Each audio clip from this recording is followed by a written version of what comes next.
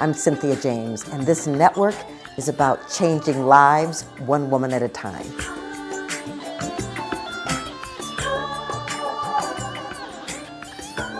We are here changing this planet one woman at a time, changing communities one woman at a time, bringing our voices to this planet, and absolutely declaring beyond a shadow of a doubt that we are here. I get the opportunity to introduce you to amazing women. Women I know, women I've worked with, women I've seen move on this planet and that inspire me. Because what I want you to know is that these women are not the exception. They are ordinary people who've said yes to life.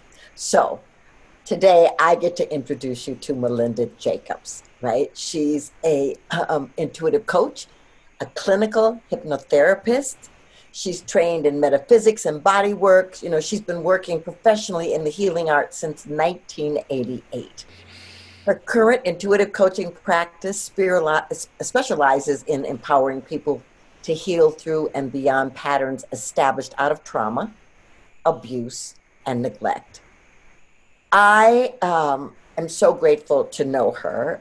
She is in awe, the Academy of Women Emerging, but she's also being trained to be one of my coaches. And she's got certifications in clinical hypnotherapy, massage, cellular release therapy, regression therapy, craniosacral therapy, and is a Reiki master for over 30 years. Okay, welcome, Melinda. Is our time up now that we've gone through all of my trainings and certifications? Well, I'm just so grateful because here's the thing. I mean, you're a healer. You know, you are here doing healing work with people who are moving through, I'm sure, some of their darkest stuff. Yes. What called you to that? Really, it was the necessity for me to walk through my darkest stuff. It was that desperation of knowing in the depths of my being that life can be better than what I'm experiencing, relationships can be better than what I'm experiencing, I can be better than what I'm experiencing, and I knew my past was the obstacle.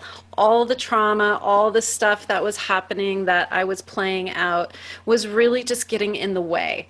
And so it was through my own seeking for myself first. And now that I found my way out, I want to be that person that shines that light in the darkest place of someone's life and lets them know that they're beautiful, that they're wonderful, that they're amazing, even all the dysfunctional stuff. So my tagline is empowering transformation personally and globally, because I truly, truly believe every person that changes and heals opens up and it just ripples out and it doesn't stop. Love it. Well, you know, and the kitty's visiting us. I Yes, love he that. is. So here's the thing. I love that because that's really been my journey too. It was like, as I'm on my healing journey and I learn more things and I get to support people. And I want to say to anyone listening that what you are going through in any given moment for your own healing, for your own transformation, for your own transcendence of all ways of being, people like Melinda are portals that support you to moving to the next level of transformation. So what's been the biggest challenge for you in terms of your work? Wow, as far as my own work is, of course, that there's just this constant unfolding and up leveling. And so, we think that there's an end to this transformation process, and I haven't reached it yet. I don't know that it actually exists.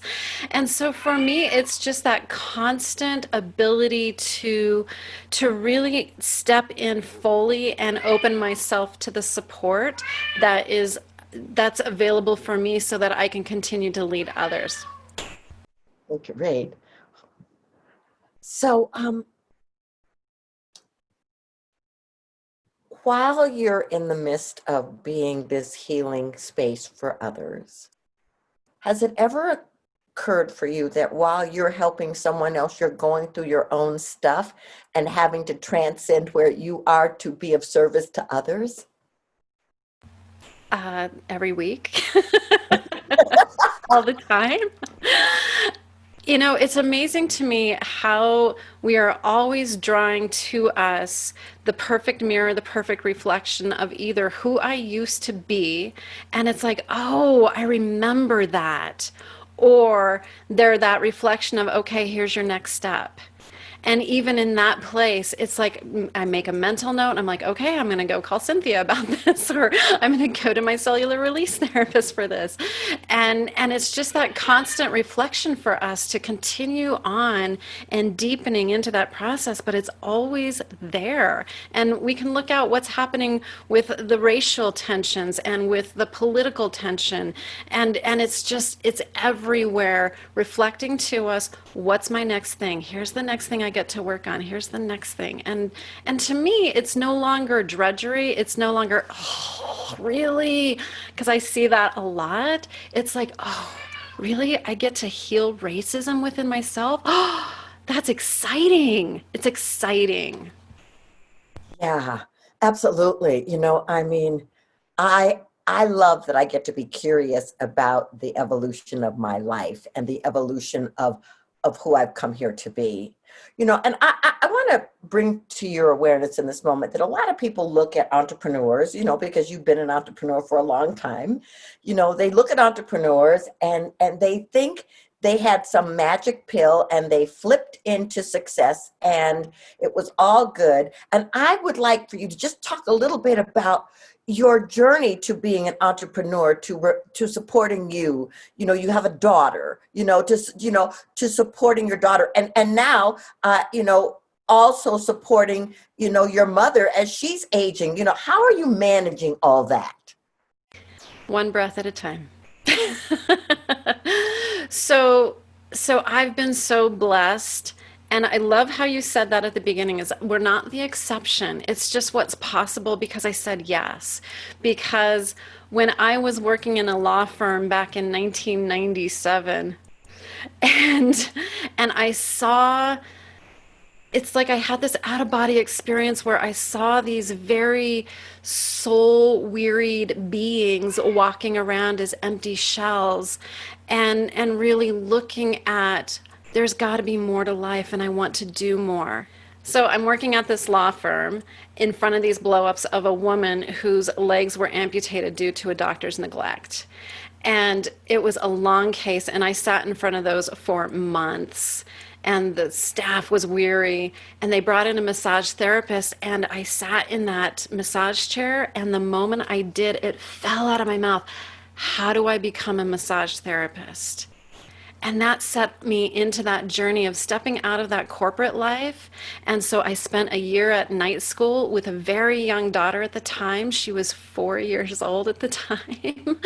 And I had lots of support and lots of help.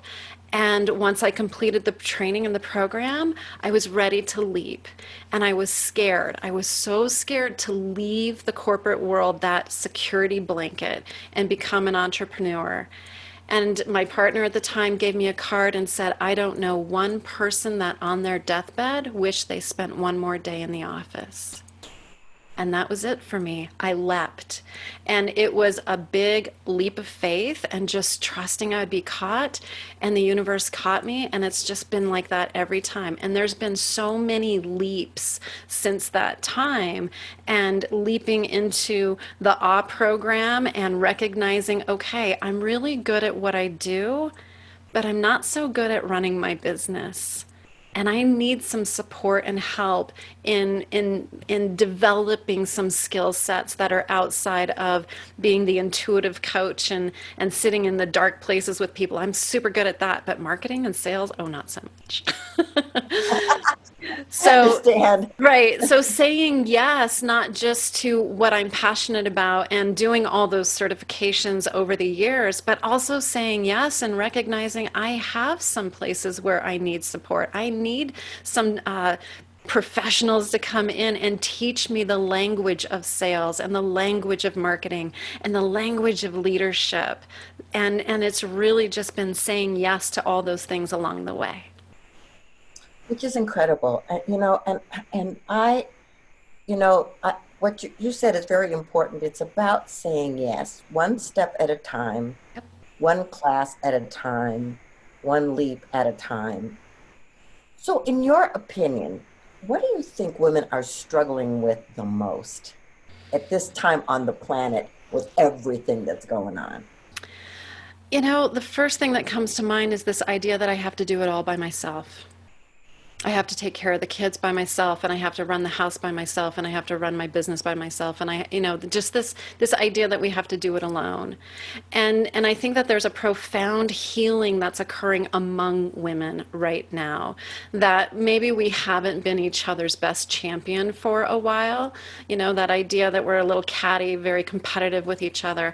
I think that's really up to be looked at and to be held with such grace and presence that we get to love and support each other into our greatest, that we can lift each other up.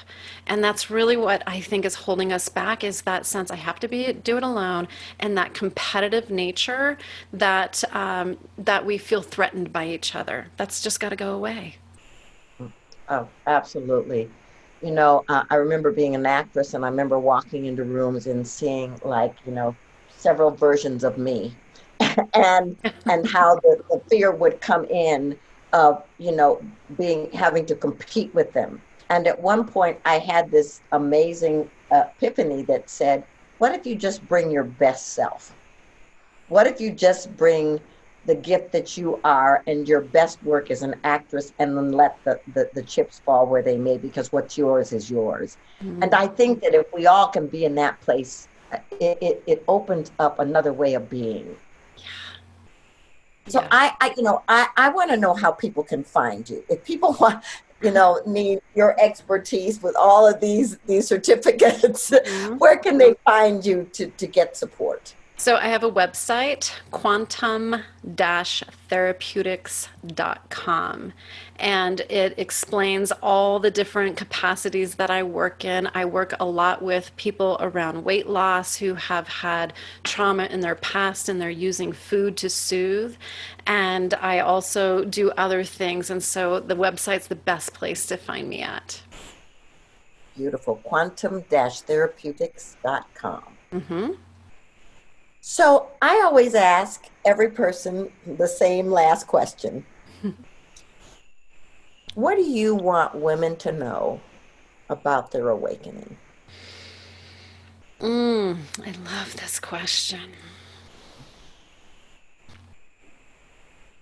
I think a lot of it is, what I've really learned from you and from my time in awe, and learning to support women and receive support, is that women, the power of the feminine is so incredible and fierce and soft and beautiful and chaotic and calm and peaceful. And that really there's no one way of being, that we are these brilliantly sparkling faceted diamonds, and some of our facets have gotten a little bit muddy, and we can polish those facets and let the all of our being shine so incredibly bright that the emotional part of our being is beautiful and to be revered. The sensuality of what we bring can be funneled into our creativity. It doesn't just need to be through sex. And so there's just so much in the all of what it means to be a woman, and to embrace it as all wonderful, all powerful. And there may need to be some support to get some of those facets cleaned off. And so we can have a different perspective about it. But the all of us is incredible. Oh my gosh, that's just beautiful. Ladies, I hope you were listening and making some notes here. Melinda, thank you so much for being here. And thank you for saying yes to being high service on this planet. I mean, you are a gift to the planet, to your client, and to anyone that knows you. Thank you. Thank you for having me here, Cynthia. It's such an honor to be here. And So, my cat, ladies, too. and your cat, yes. So, ladies, please come back consistently. We're putting up new videos every week. I'm introducing you to women who have made life-changing experiences in order to bring their voice to the planet. You are on this planet at this moment because you are magnificent and powerful and necessary. I want you to know that with everything that's unfolding on the planet, you agreed to be here to bring the best of you because you are essential and we need you. We'll see you next time. Please go to any place you can get podcasts or go to YouTube for Women Awakening, and we'll see you next week.